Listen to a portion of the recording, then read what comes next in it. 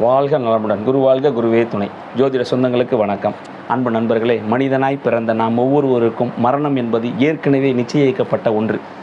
போன ஜென்மத்தில் நம்ம செய்ததுடைய நன்மை தீமைகளுக்கு ஏற்பவே இந்த பிறப்பு, அடுத்த பிறப்பு எப்படி இருக்கும் என்பதை நிர்ணயிப்பதே மரணமாகும்.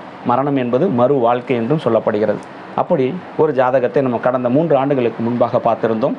இந்த ஜாதகருடைய தன்மை, இவர் கையால் ஒருவர் கொல்லப்படுவார், இவர் சிறைக்கு போவார், இவருக்கும் துர்மரணம் ஏற்படும், இவருடைய உடல் அங்கங்கள் சிதைக்கப்பட்டு இவர் மரணிப்பார் என்பதை நான் முன்கூட்டியே சொல்லியிருந்தோம். அதன் அடிப்படையில் இப்போ இந்த நபர் இல்லை. கடந்த 4வது மாதம் இவர் இறைவனடி சேர்ந்தார். அவருடைய ஆத்மா சாந்தியடை நம்ம வேண்டிக்குவோம். ஜோதிடம் மூலியமாக இதை கண்டுபிடிக்க முடியுமானா மிக எளிதாக கண்டுபிடிக்க முடியும். ஒருவருடைய மரணம் நல்ல மரணமா, துர்மரணமா, அகால மரணமா, விபத்தால் மரணமா, மன உளைச்சலால் அவரே தன்னைத்தானே மாய்த்து கொள்வாரா, தற்கொலை முயற்சிக்கு போவாரா அப்படிங்கிறத கண்டுபிடிக்க முடியும் ஜோதிடம் மூலியமா என்று சொல்லி உங்களிடமிருந்து விடைபெறுவது உங்கள் ராக்ஃபோர்ட் ராஜ் PS. வாழ்க